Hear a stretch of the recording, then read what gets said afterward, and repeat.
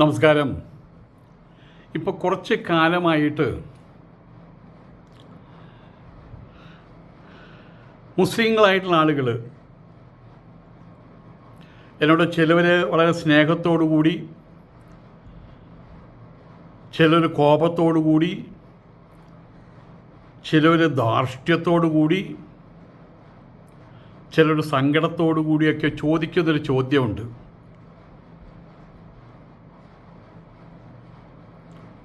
ആ ചോദ്യം ഇത്രമാത്രമാണ്: സ്വാമിജി ഇത്രയും പെട്ടെന്ന് എങ്ങനെയാണ് ഇങ്ങനെ മാറിയത്? സ്വാമിജി എങ്ങനെയാണ് ഇത്രയും പെട്ടെന്ന് മുസ്ലിങ്ങളുടെ ശത്രുവായത്? സ്വാമിജി എങ്ങനെയാണ് ഇത്രയും പെട്ടെന്ന് RSSൻ്റെ ആളായിട്ട് മാറിയത്, നരേന്ദ്രമോദിയുടെ ആളായിട്ട് മാറിയത്, ശശികല ടീച്ചറുടെ ആളായിട്ട് മാറിയത് എന്നൊക്കെ.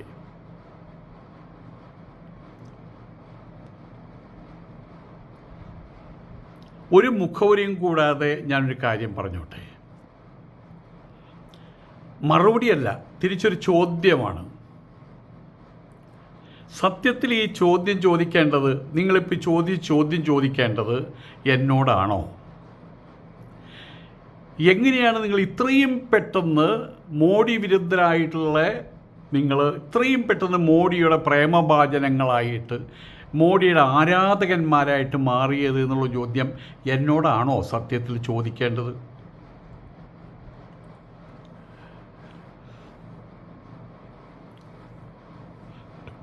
എങ്ങനെയാണ് നിങ്ങൾ മുസ്ലിം സമൂഹത്തെ ഒരിക്കൽ ഒരു ബോധത്തിലേക്ക് കയറ്റിവിട്ട് പെട്ടെന്ന് മറ്റൊരു ബോധത്തിലേക്ക് പിടിച്ചു വലിക്കാൻ ശ്രമിക്കുന്നത്? എങ്ങനെ നിങ്ങൾക്കിതിന് കഴിയുന്നു? നിങ്ങൾ എന്താണ് സംഭവിച്ചത്? നിങ്ങൾക്ക് ആരെങ്കിലും സ്പെഷ്യൽ ഫണ്ട് തന്നോ? ഇതൊക്കെ എന്നോടാണോ ചോദിക്കേണ്ടത്? ആദ്യം എന്നോട് ചോദിച്ചോളൂ. ആദ്യം ചോദിക്കേണ്ടത് എന്നോടല്ല. കുറേ ചോദ്യങ്ങളുണ്ട്. അതിന് മുമ്പായിട്ട് ഒരു കൊച്ചു ചോദ്യം ഞാൻ നിങ്ങളോട് ഉന്നയിക്കുകയാണ്. KM ഷാജി എന്ന് പറയുന്ന ഒരുവനുണ്ടല്ലോ, മതമാണ് മതമാണ് മതമാണ് പ്രശ്നമെന്ന് പ്രസംഗിച്ച് ആക്രോശിച്ച് നിങ്ങളുടെ ഒരുവനുണ്ടല്ലോ, നേതാവ്. അയാളോടല്ലേ ഈ ചോദ്യം ആദ്യമായിട്ട് ചോദിക്കേണ്ടത്? ഇപ്പം മന്ത്രിയാണ്, അല്ലയോ മന്ത്രി, അല്ലയോ ഷാജി, ഇത്ര പെട്ടെന്ന് ഈ മോഡി വിരുദ്ധത മാറ്റിയിട്ട് ഇത്ര പെട്ടെന്ന് നിങ്ങൾക്ക് എങ്ങനെ മോഡി ആരാധകനാവാൻ കഴിഞ്ഞു? അയാളോടല്ലേ ആദ്യം ചോദ്യം ചോദിക്കേണ്ടത്? അത്രയും വലിയ രൂപത്തിൽ ഗർജിച്ചുകൊണ്ട്, ആക്രോശിച്ചുകൊണ്ടാണ് അയാൾ മോഡി വിരുദ്ധത ഇവിടെയുള്ള പാവപ്പെട്ട മുസ്ലിങ്ങളുടെ ബോധമണ്ഡലത്തിലേക്ക് കടത്തിവിട്ടത്.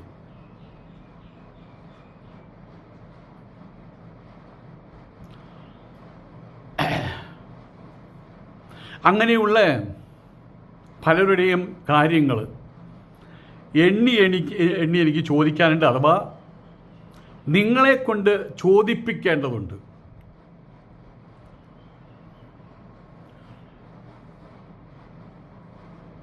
അതിനു മുൻപ് എന്നോട് നിങ്ങൾ ചോദിച്ച ചോദ്യത്തിന് ഞാൻ മറുപടി പറയാം. ഞാനൊരു ഹിന്ദുവാണ്.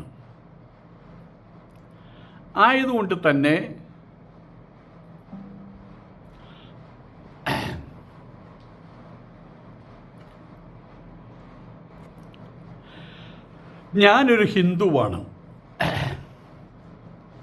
ആയതുകൊണ്ട് തന്നെ RSS പ്രചരിപ്പിക്കുന്നത്,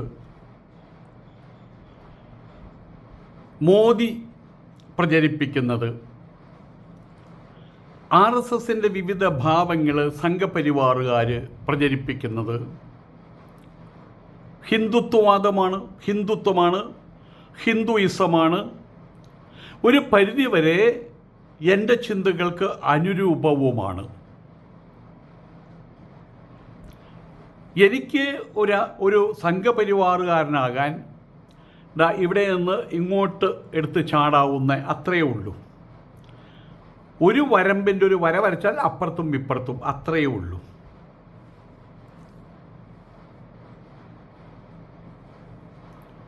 ഞാൻ അവർക്ക് എതിരായിട്ട് എന്നിട്ടും ഞാൻ അവർക്കെതിരായിട്ട് എന്തുകൊണ്ടാണ് നിലപാടുകളെടുത്തത്?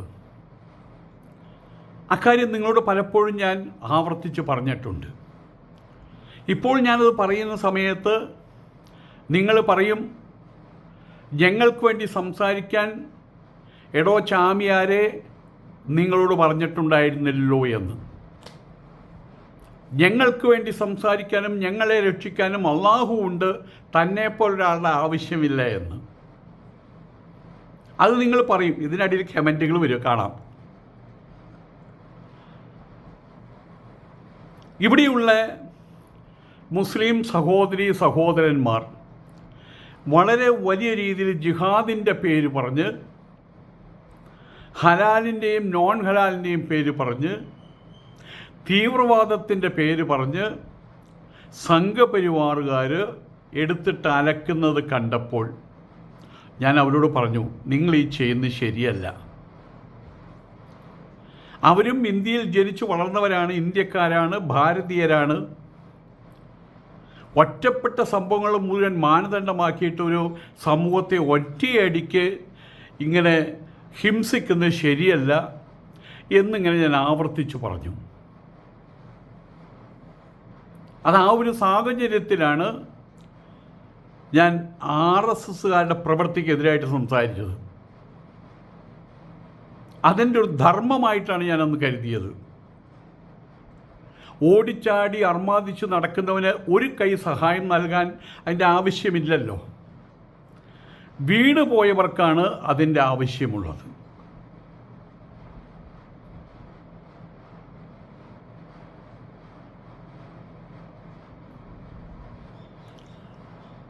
ആ ഒരു മാനസിക അവസ്ഥ വെച്ചുകൊണ്ടാണ് ഞാനൊരു വലിയ കാലയളവിൽ മുസ്ലിങ്ങളുടെ പക്ഷം ചേർന്ന് സംഘപരിവാറിനെതിരെ മനസാ വചസ കർമ്മണ പ്രവർത്തിച്ചത്.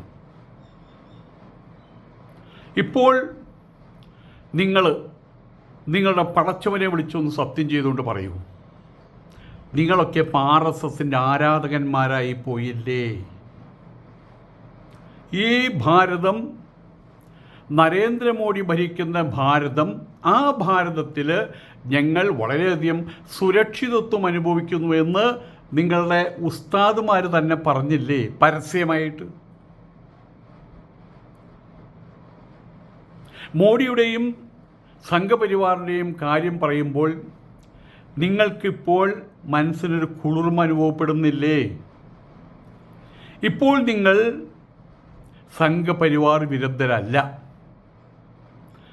മാത്രമല്ല, സംഘപരിവാറുകാരിപ്പോൾ മുസ്ലിം വിരുദ്ധരുമല്ല. ശരിയല്ലേ? ഉത്തരേന്ത്യയിൽ മുസ്ലിം ആരാധനാലയങ്ങൾ ബുൾഡോസർ വെച്ച് തകർക്കുമ്പോൾ നിങ്ങൾ തന്നെ ഇപ്പോൾ പറയുന്നുണ്ട് അത് അനധികൃത ഭൂമി ആയതുകൊണ്ടാണ് എന്ന്. സ്വതന്ത്ര ഭാരതം കണ്ടിട്ടുള്ള ഏറ്റവും തേജസ്സുള്ള, ശക്തിയുള്ള, മഹത്വമുള്ള പ്രധാനമന്ത്രി നരേന്ദ്രമോദിയാണെന്ന് കാശ്മീരിലെ അതിപ്രശസ്തനായിട്ടുള്ള ഒരു മുസ്ലിം നേതാവ്, പുരോഹിതൻ കൂടിയാണ് അദ്ദേഹം. അദ്ദേഹം ഈയിടെ പറയണ്ടായി, ഒരു കക്ഷിയുടെ നേതാവ് കൂടിയാണ്. കാര്യങ്ങൾ ഇത്രത്തോളമായ സ്ഥിതിക്ക് ഇനി എനിക്ക് മുസ്ലിം സംഘപരിവാർ പ്രശ്നങ്ങൾക്കിടയിൽ അല്ലെങ്കിൽ അവരുടെ ഊഷ്മളമായിട്ടുള്ള ബന്ധത്തിനിടയിൽ വന്നു നിൽക്കാൻ ഒരു ശൂന്യ സ്ഥലമില്ല, എൻ്റെ ആവശ്യമില്ല. ആയതുകൊണ്ട് ഞാൻ അകന്നു മാറി നിൽക്കുന്നു, അത്രമാത്രം. പിന്നെ നിങ്ങൾ എന്നോട് ചോദിച്ച ചോദ്യം യഥാർത്ഥത്തിൽ ചോദിക്കേണ്ടത് ആരോടാണ് എന്ന് ഞാൻ നിങ്ങൾക്ക് പറഞ്ഞു തരാം. ഇപ്പം ഞാൻ പറയുന്നത് ഒന്നും കേൾക്കാൻ പാടില്ല എന്നാണല്ലോ നിങ്ങളുടെ സർവസ്വവുമായിട്ടുള്ള ഒരുത്തൻ ആലപ്പുഴ ഇരിക്കേണ്ട ഓൻ പറഞ്ഞത്. വേണമെങ്കിൽ കേട്ടാൽ മതി. ഇന്നത്തെ സർക്കാർ, മുസ്ലിം ലീഗ് ഉൾപ്പെട്ട സർക്കാർ, ആ സർക്കാർ ഇപ്പോൾ പരസ്യമായി തന്നെ സംഘപരിവാർ അജണ്ടകൾ നടപ്പാക്കിക്കൊണ്ടിരിക്കുകയാണ്. PM ശ്രീയെക്കുറിച്ച് നിങ്ങൾ അറിഞ്ഞത് എന്താണ്? അത് മുസ്ലിങ്ങളെ വിശ്വാസപരമായും സാമൂഹികമായും സാംസ്കാരികമായും നശിപ്പിക്കാൻ വേണ്ടി ഉണ്ടാക്കിയ ഒരു പാഠ്യപദ്ധതിയാണ്. അങ്ങനെയല്ലേ നിങ്ങൾ മനസ്സിലാക്കി വെച്ചിരുന്നത് ഇത്രയും കാലം? അഥവാ അങ്ങനെയല്ലേ നിങ്ങളുടെ നേതാക്കന്മാർ നിങ്ങളുടെ ബോധമണ്ഡലത്തിലേക്ക് PM ശ്രീയുടെ കാര്യം കയറ്റി വെച്ചത്? അതേ നേതാക്കന്മാർ PM ശ്രീ നടപ്പാക്കാൻ വേണ്ടിയിട്ട് ഇപ്പോൾ ഈ ലീഗിൻ്റെ ആളുകളും പാണക്കാടന്മാരുടെ ആളുകളും ഷാജിയെപ്പോലുള്ള ആളുകളൊക്കെ ഈ PM ശ്രീ നടപ്പാക്കാൻ വേണ്ടി ഇപ്പോൾ എന്തെല്ലാം മുടന്ത ന്യായങ്ങളാണ് പറയുന്നത്. അവർക്കിപ്പോൾ PM ശ്രീ പഞ്ചസാര പായസമായിട്ട് മാറിയില്ലേ? അവർക്ക് ഹലാലായിട്ട് മാറിയില്ലേ? ഇത്തരുണത്തിൽ മോഡിയെക്കുറിച്ച് വായ തുറന്ന് സംസാരിക്കാൻ, പ്രതികരിക്കാൻ ഇവന്മാർക്ക് കഴിയാതെ പോയത് എന്തുകൊണ്ടാണ്? നിങ്ങൾ എന്തുകൊണ്ട് മോഡി ഭക്തന്മാരായി, ഇത്രയും പെട്ടെന്ന് മോഡി ഭക്തന്മാരായത് എന്തുകൊണ്ട് എന്ന് ചോദിക്കേണ്ടത് ഇപ്പം ചിന്തിക്കൂ. ആരോടാണ്? എന്നോടാണോ? എന്നോട് ചോദിച്ച അതേ ചോദ്യം നിങ്ങളിപ്പോൾ ചോദിക്കേണ്ടത് പാണക്കാടന്മാരോടല്ലേ? മുസ്ലിം ലീഗുകാരോടല്ലേ? ഈ KM ഷാജി 2 മാസം മുമ്പ് വരെ നിങ്ങളോട് എന്താണ് പറഞ്ഞത്? ഞങ്ങൾ അധികാരത്തിൽ വന്നാൽ PM ശ്രീ എടുത്ത് അറബിക്കടലിൽ എറിയുമെന്ന്. ഇപ്പോൾ അതേ PM ശ്രീ എന്ന് കേൾക്കുമ്പോൾ ബിഥോവൻ്റെ സംഗീതം കേൾക്കുന്ന പോലെയല്ലേ ഷാജിക്ക് അനുഭവപ്പെടുന്നത്? മോദിജി ഇപ്പോൾ ഷാജിക്ക് ആരാധനാ ബിംബമായി മാറിയില്ലേ? അയാളോടല്ലേ നിങ്ങൾ ആദ്യം ചോദിക്കേണ്ടത്, എന്താണ് ഷാജി ഇങ്ങനെ ഇത്രയും പെട്ടെന്ന് നിങ്ങൾ മാറിയത് എന്ന്? PM ശ്രീ വിഷയത്തിൽ അറുത്തുമുറിച്ച് കൃത്യതയോടുകൂടി ഒരു തീരുമാനം പറയാതിരിക്കുന്ന ലീഗുകാരോട്, മൗനം ഭജിക്കുന്ന ലീഗുകാരോടല്ലേ നിങ്ങൾ ഈ ചോദ്യം ചോദിക്കേണ്ടത്? എന്താ നിങ്ങൾക്ക് സംഭവിച്ചത്? ഇപ്പോൾ മോഡി എന്ത് പറഞ്ഞാലും നടപ്പാക്കുക, അതിനു വേണ്ടിയിട്ടാണോ നിങ്ങളെ ജയിപ്പിച്ച് അങ്ങോട്ട് വിട്ടത്? PM ശ്രീയെക്കുറിച്ച് നിങ്ങൾ എന്തെങ്കിലും പറയൂ, ഞങ്ങളത് അക്സെപ്റ്റ് ചെയ്യാൻ പോവുകയാണ്, അല്ലെങ്കിൽ തള്ളിക്കളയാൻ പോവുകയാണെന്ന്. നിങ്ങൾ ആരെയാണ് കളിപ്പിക്കുന്നത്?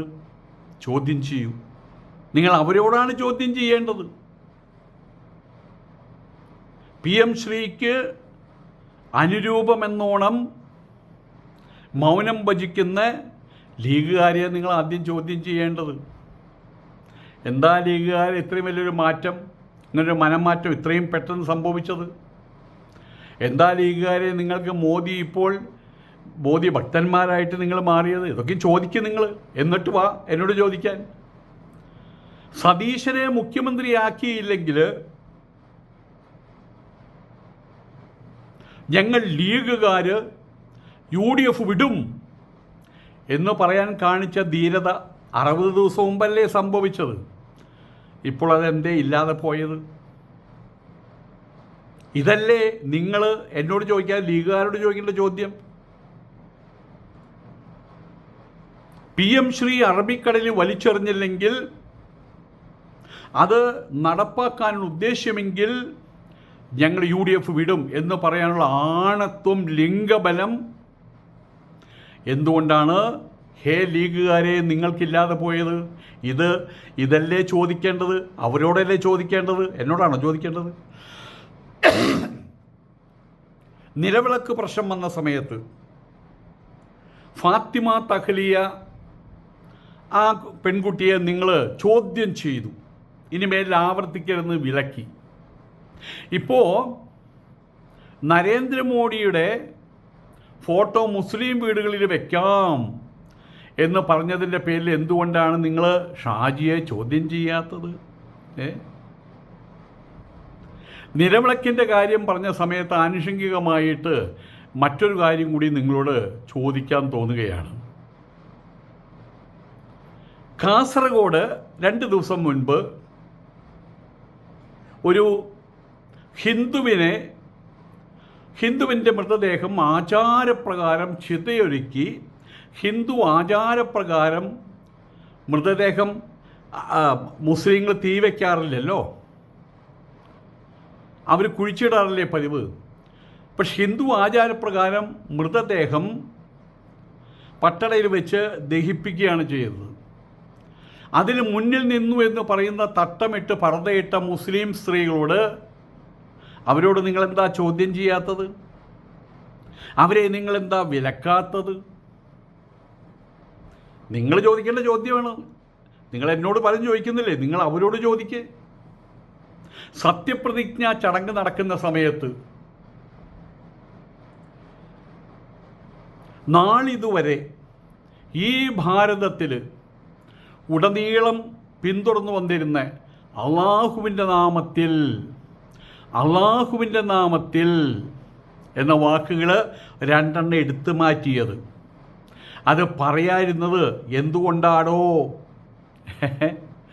എന്ന് നിങ്ങൾ അവരോടല്ലേ ചോദിക്കേണ്ടത്. ആദ്യം അവരല്ലേ ചോദ്യം ചെയ്യേണ്ടത്. ദേവിയുടെയും ഭദ്രകാളിയുടെയും സ്തുതികൾ ഉൾക്കൊള്ളുന്ന ആരാധനാ സ്വരൂപമായിട്ടുള്ള വന്ദേ മാതരം ചൊല്ലിയപ്പോൾ ആദരവോടുകൂടി എണീറ്റ് നിന്നത് നമ്മളൊക്കെ കണ്ടതല്ലേ.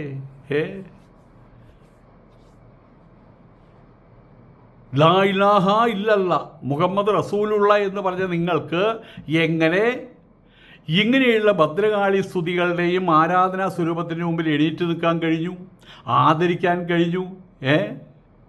അവരോട് പോയി ചോദ്യം ചെയ്യ്. നിങ്ങൾ ചോദ്യം ചെയ്യലും മിടുക്കലാണെങ്കിൽ അവരോടാ ചോദ്യം ചെയ്യേണ്ടത്. അധികാരം കിട്ടിക്കഴിഞ്ഞാൽ വഖഫിൻ്റെ കാര്യം 10 മിനിറ്റ് കൊണ്ട് പരിഹരിക്കുമെന്ന് പറഞ്ഞിട്ട് എന്തായി മുഖ്യമന്ത്രി എന്ന് നിങ്ങൾ മുഖ്യമന്ത്രിയോട് പോയി ചോദ്യം ചെയ്യ്.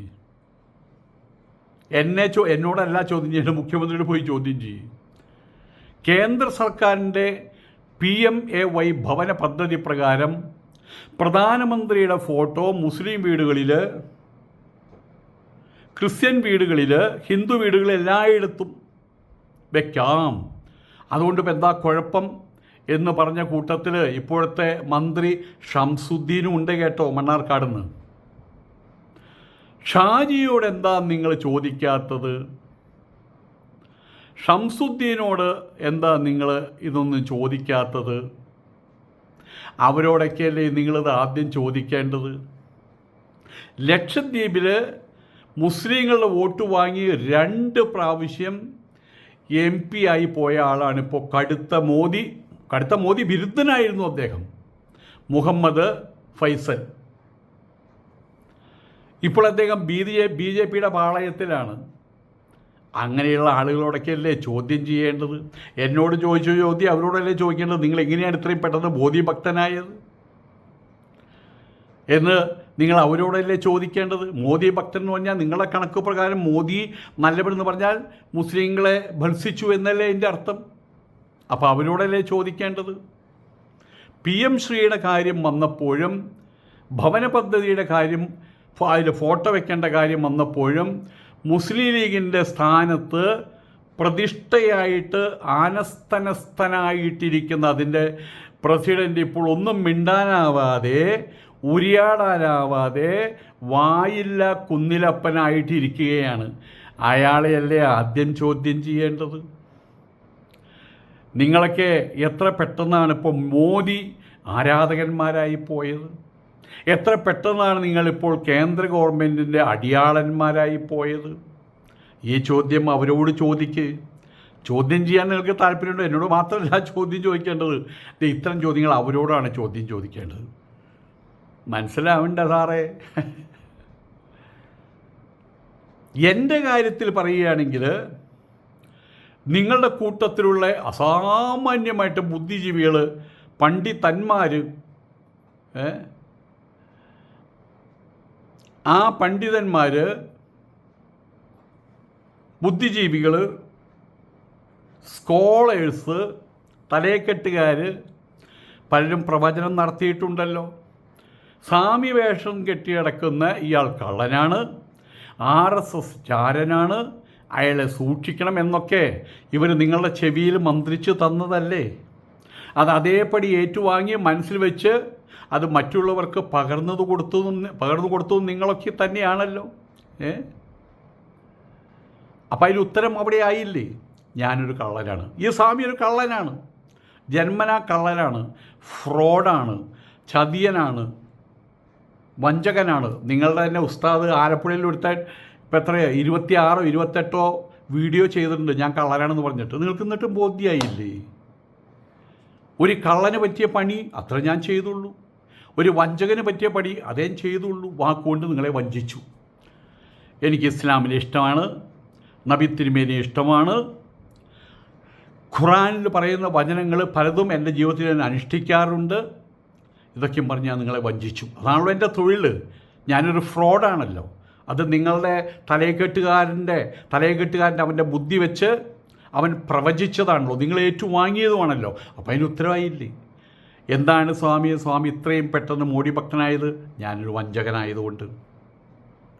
എന്താണ് സ്വാമി ഇത്രയും പെട്ടെന്ന് മുസ്ലിങ്ങൾക്കെതിരായത്? ഞാനൊരു ഫ്രോഡായതുകൊണ്ട്. അത് നിങ്ങളോട് നിങ്ങളുടെ ആൾ പറഞ്ഞു തന്നില്ലേ? പിന്നെ എന്തിനാ എന്നോട് ചോദിക്കുന്നത്? നമ്മളുടെ ഗോപാലൻ, നക്കീരൻ ഗോപാലൻ കാടിനകത്ത് പോയിട്ട് വീരപ്പനോട് ചോദിച്ചൊരു ചോദ്യമുണ്ട്. ആദ്യത്തെ ചോദ്യമാണത്ര, നിങ്ങൾ എന്തുകൊണ്ടാണ് ഇങ്ങനെ കൊള്ളയടിക്കുന്നത് എന്ന്. അദ്ദേഹം പറഞ്ഞ മറുപടി എന്താ അറിയാമോ? ഞാനൊരു കൊള്ളക്കാരനായതുകൊണ്ട്. അവിടെ തീർന്നു. അതുപോലെ ഞാനൊരു കള്ളനാണ്, വഞ്ചകനാണ് എന്ന് നിങ്ങളുടെ ആ പുണ്യവാൻ, ഈ ലോകത്തിൽ ജീവിക്കുന്ന അള്ളാഹുവിൻ്റെ പ്രതിരൂപം ആലപ്പുഴയിലിരിക്കുന്നവൻ നിങ്ങളോട് പറഞ്ഞു തന്നിട്ടുണ്ടല്ലോ, വീഡിയോയിലൂടെ പറഞ്ഞു തന്നിട്ടുണ്ടല്ലോ, പൗഡർ കുട്ടപ്പൻ. അപ്പം അതിന് ഉത്തരം അവൻ തന്നെ തന്നിട്ടുണ്ടല്ലോ. ഈ ഞാനായിട്ട് തരണോ? ഞാൻ തരാം. ഞാനൊരു ഫ്രോഡാണ്, ഞാനൊരു കള്ളനാണ്, ഞാനൊരു ചതിയനാണ്. മതിയോ?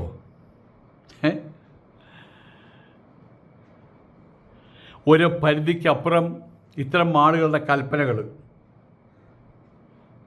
അതിൽ അസഹിഷ്ണുത പൂണ്ടുകൊണ്ട് അതിനെ പിന്താങ്ങുന്നവർ, എനിക്കെതിരെ നടത്തിയ സമ്മർദ്ദങ്ങൾ, അതൊന്നും സഹികെട്ടപ്പോൾ അസഹിഷ്ണുതയുടെ അങ്ങേയറ്റത്തെത്തിയപ്പോൾ, ഇനിയും സഹിക്കാൻ കഴിയാത്ത സാഹചര്യത്തിലെത്തിയപ്പോൾ ഇത്തരക്കാരോട് എനിക്ക് പറയേണ്ടി വന്നു, അതേടോ ഞാൻ RSകാരൻ തന്നെയാടോ, ഞാൻ 100 വട്ടം RSകാരനാടോ, അത് നിങ്ങളുടെ ആരുടെയും ചെലവിലല്ലല്ലോ എന്നെനിക്ക് ചോദിക്കേണ്ടി വന്നു. ഇനി ഏതായാലും ഞാൻ തിരിഞ്ഞു നടക്കുകയാണ്.